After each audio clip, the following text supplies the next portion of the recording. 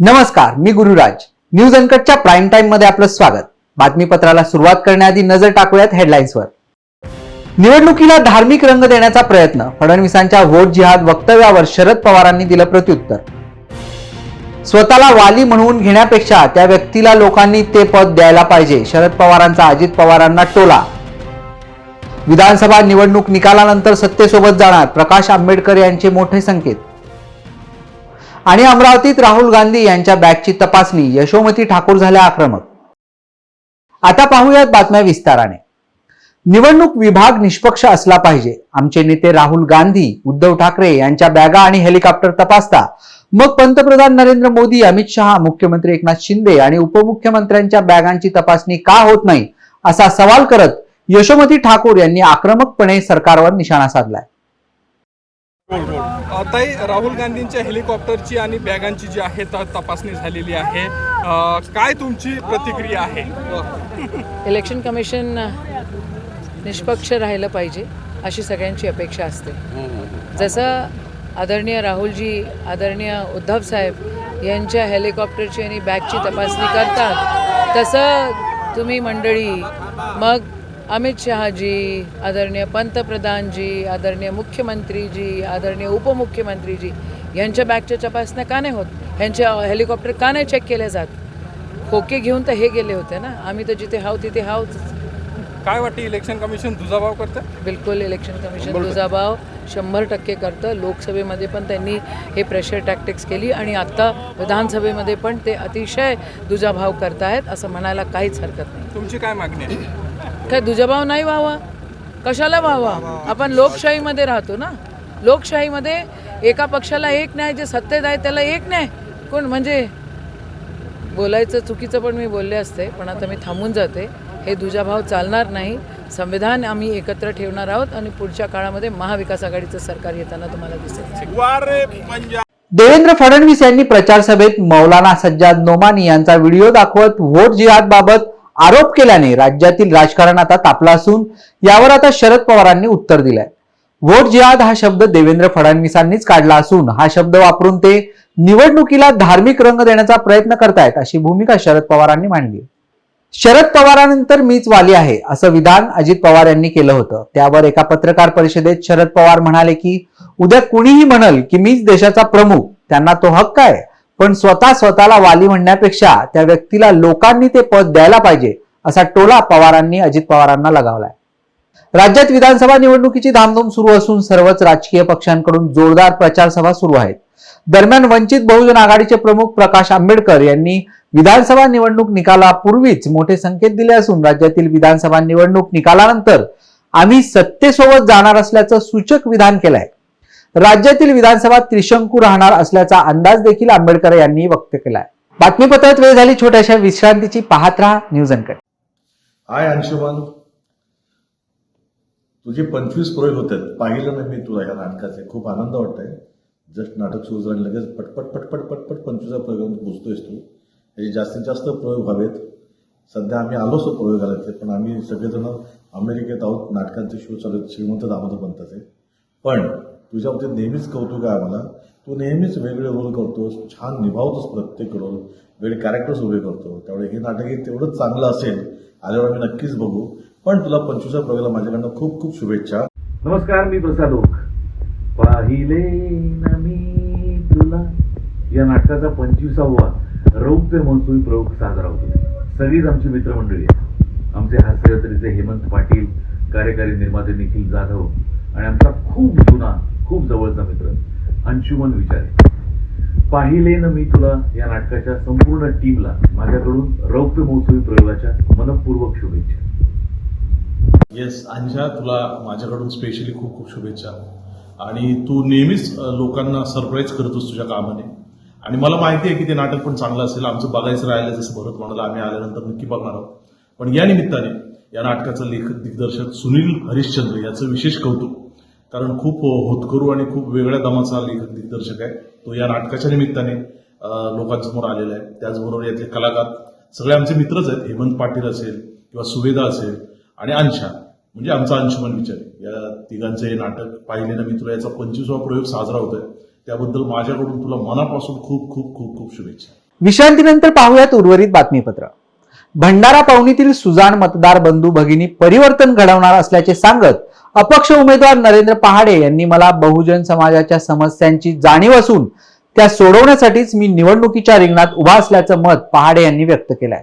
आज त्यांनी मतदारसंघातील विविध गावांना भेट देत मतदारांशी संवाद साधलाय. वंचित बहुजन आघाडीचे रायगडचे जिल्हाध्यक्ष रवींद्र चव्हाण यांनी आज आपल्या 150 कार्यकर्त्यांसमवेत राष्ट्रवादी शरद पवार गटात जाहीर प्रवेश केलाय. यामुळे रायगड जिल्ह्यात वंचित बहुजन आघाडीला मोठा धक्का बसला. श्रीवर्धन विधानसभा मतदारसंघात महाविकास आघाडीचे उमेदवार अनिल नवगणे यांच्या प्रचार सभेला शरद पवार आले असता त्यांनी हा पक्ष प्रवेश केलाय. बातमीपत्रात वेळ झाली छोट्याशा विश्रांतीची. पाहत राहा न्यूज अनकट. नमस्कार मंडळी, मी संजय जाधव. पाहिले ना मी तुला या नाटकाचा 25वा प्रयोग 20 नोव्हेंबरला शिवाजी मंदिरला दुपारी 4 वाजता होणार आहे. मी हे नाटक बघायला प्रचंड उत्सुक आहे. मी खूप ऐकलंय नाटकाबद्दल. मी येणार नाटक बघायला. मला असं वाटतं आपण सगळ्यांनी जाऊया, है ना. अंशुमन, तुझे 25 प्रयोग झाले, तुझे 500 प्रयोग झाले पाहिजे अशी माझी मनापासून इच्छा आहे आणि नक्की होणार. तुला मनापासून शुभेच्छा. Anshuman, all the best. Anshuman मित्रा, तुझ्या पाहिलेनं मी तुला या नाटकाच्या 25व्या म्हणजे रौप्य महोत्सवी प्रयोगासाठी खूप खूप शुभेच्छा. सुमुख चित्रनिर्मित आणि अनामिका प्रकाशित सुनील हरिश्चंद्रनी लिहिलेलं दिग्दर्शित केलेलं हे नाटक अख्ख्या महाराष्ट्रात धुमाकूळ घालतंय आणि याचा 25वा प्रयोग 20 नोव्हेंबरला शिवाजी मंदिर दादरला होतोय. अंशुमन, तुला आणि टीमला खूप शुभेच्छा. सुवेदा देसाई, हेमंत पाटील आणि तू खूप धमाल करता या नाटकात. अरे तू तर अख्ख्या महाराष्ट्राचा लाडका आहेस आणि माझाही लाडका कलाकार आहे. त्यामुळं तुला अगदी मनपूर्वक शुभेच्छा. विश्रांतीनंतर पाहूयात उर्वरित बातमीपत्र. तो आता पिसाळलाय, त्याच्या पायाखालची वाळू सरकली अशी टीका जालना विधानसभेचे महायुतीचे उमेदवार अर्जुन खोतकर यांनी विरोधी उमेदवार कैलास गोरंट्याल यांच्यावर केली आहे. तो अनाप शनाप काही आरोप करू शकतो, त्याच्या आरोपाला उत्तर देण्याची मला गरज नाही असं प्रत्युत्तर खोतकर यांनी कैलास गोरंट्याल यांच्या आरोपांना दिलंय. त्याला त्याच्या पायाखालची वाळू घसरलेली आहे. अनाप शनाप काही आरोप तो करू शकतो आणि त्याच्या आरोपाला उत्तर देण्याची मला काही गरज नाही. तो आरोप करतो म्हणजे का सत्य आहे का ते? उलट पक्षी त्याचेच लोक ते करायला लागलेत. आम्ही त्यांना पकडून देऊ आता. स्वतःवरचे आरोप झटकून छाटण्यासाठी असं करायला लागलेत. ते काही तथ्य नाही त्याच्या बोलण्यामध्ये. पिसाळलेला माणूस काही बोलू शकतो. आज जालन्यामध्ये रावसाहेब दानवे यांच्या उपस्थितीत बैठक झालेली आहे. कसं वातावरण आहे? कारण प्रचाराला अवघे 3 दिवस शिल्लक आहेत. नाही, अत्यंत पॉझिटिव्ह आहे. पुन्हा एकदा शिवसेना भाजप हातात हात घालून निश्चितपणे ही लढाई जिंकण्याच्या पुरादाने मैदानात उतरलेली आहे आणि 100% विजय हा आज शिक्कामोर्तब झाला आपल्या विजयावरती. भारतीय जनता पार्टी ताकदीने पाठीमागे उभा राहिली. काही आता तक्रारबाजी राहिली. यवतमाळ विधानसभा मतदारसंघात बच्चू कडू यांच्या प्रहार जनशक्ती पक्षाकडून निवडणूक लढवत असलेले बिपिन चौधरी यांची घरासमोर लावलेली कार काही अज्ञात समाजकंटकांनी पेटवून दिली आहे. या प्रकरणी अवधूतवाडी पोलिसांनी घटनास्थळ गाठून तपास सुरू केलाय.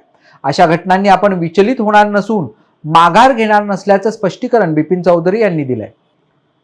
कोल्हापुरातून एक मोठी बातमी समोर आली असून बोगस निवडणूक तपासणी पथक प्रकरणी LCBच्या पोलिसांनी कोल्हापुरातील पुईखडी परिसरातून 3घांना अटक केली आहे. रेकॉर्डवरील गुन्हेगार संजय किरगणी, विजय खांडेकर आणि अभिषेक लगारे अशी जेरबंद केलेल्यांची नावे असून त्यांच्याकडून 2 वाहनांसह लुटलेली 25 लाखांची रोकड जप्त करण्यात आली आहे.